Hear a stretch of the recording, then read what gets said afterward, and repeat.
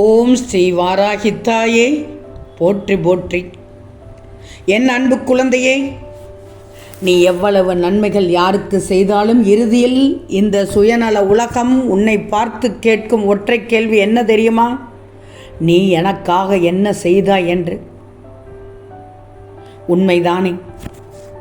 நீ கூட்டத்தில் நிற்பது எளிது, தனியாக நிற்கத்தான் உனக்கு தைரியம் தேவை.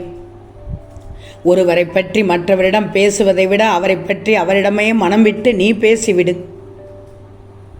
உன் பல பிரச்சனைகள் அப்போதே தீர்ந்துவிடும். ஏன்னா வாழ்க்கை மிக குறுகியது. அதை சிறப்பாக மகிழ்ச்சியாக வாழ கற்றுக்கொள். கோபம் தேவையற்றது, அதை முதலில் தூக்கி எறிந்துவிடு. பயம் மிக மோசமானது, அதை தைரியமாக எதிர்கொள்.